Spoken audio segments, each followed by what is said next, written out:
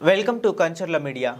Assembly ప్రశ్నోత్తరాల సమయంలో కల్తీ ఆహార అంశాన్ని లేవనెత్తిన ఎమ్మెల్యే గల్లా మాధవి ఆహార కల్తీని ఒక ప్రాణాంతక విపత్తుగా గుర్తించి దానిపై ఉక్కుపాదం మోపాలని గుంటూరు పశ్చిమ నియోజకవర్గ ఎమ్మెల్యే గల్లా మాధవి ప్రభుత్వానికి విజ్ఞప్తి చేశారు. అమరావతి వెలగపూడిలో జరుగుతున్న అసెంబ్లీ బడ్జెట్ సమావేశాల్లో భాగంగా శుక్రవారం ప్రశ్నోత్తరాల సమయంలో రాష్ట్రంలో పెరుగుతున్న ఆహార కల్తీ సమస్యపై ఆందోళన వ్యక్తం చేశారు. ఈ సందర్భంగా ఎమ్మెల్యే గల్లా మాధవి మాట్లాడుతూ ఆహారమే ఔషధం అని మన పెద్దలు చెప్పారని, కానీ నేడు అదే ఆహారం విషంగా మారుతున్న పరిస్థితి మనం చూస్తున్నామని, లాభార్జనే లక్ష్యంగా బియ్యంలో రాళ్లు కలపడం నుండి ప్రారంభమైన కల్తీ నేడు పవిత్ర ప్రసాదం వరకు చేరుకుందని ఆవేదన వ్యక్తం చేశారు.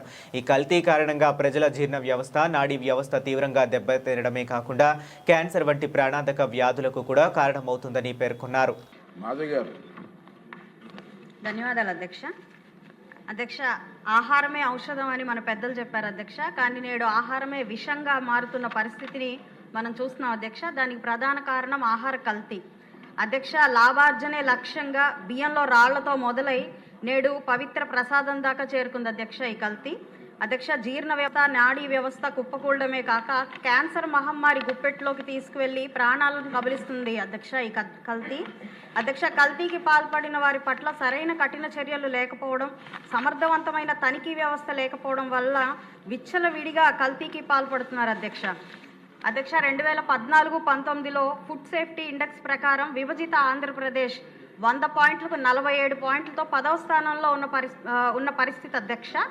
ఆ పరిస్థితిని గమనించి గౌరవ చంద్రబాబు నాయుడు గారు కల్తీపై ఉక్కుపాదం మోపాలని, ముందు సిబ్బంది కొరత తీర్చడం కోసం 2018లో ఒక జీవో పాస్ చేసి సిబ్బంది నియామకం కోసం చేసింది అధ్యక్ష. అయితే గత అవివేక, అసమర్థ, అహంకార పూరిత ప్రభుత్వం, ప్రజారోగ్యం పట్టని వైసీపీ ప్రభుత్వం ఈ జీవోను చెత్తకుప్పలో వేసింది అధ్యక్ష. తత్కారణంగా 2023 నాటికి ఈ ఫుడ్ సేఫ్టీ ఇండెక్స్ నివేదిక ప్రకారం ఆంధ్రప్రదేశ్ చిట్ట చివరి స్థానానికి చేరుకొని, అంటే 100కి 22 పాయింట్లతో 28వ స్థానానికి పడిపోయింది అధ్యక్ష. ఇప్పుడు మరలా మన ప్రభుత్వం టెస్టింగ్ ల్యాబ్లు ఏర్పాటు చేసి సిబ్బంది నియామకం కొంత చేసి చిట్ట చివరి స్థానం నుండి పైకి వస్తూ క్యాచింగ్ అప్ స్టేట్గా ఎదగడం హర్షణీయం అధ్యక్ష.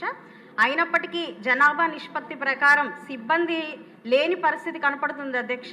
తనిఖీ వ్యవస్థ కూడా పటిష్టం చేయాల్సిన అవసరం ఇంకా ఉంది అధ్యక్ష. విచ్చలవిడి ఆహార విక్రయ కేంద్రాలు మీద దృష్టి సారించాల్సిన అవసరం ఉంది అధ్యక్ష.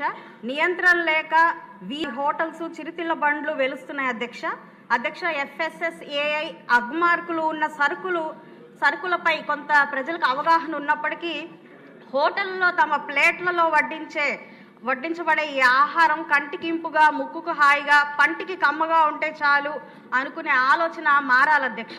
ఇందుకు అనేక అవగాహన కార్యక్రమాలు చేపట్టాలి అధ్యక్ష.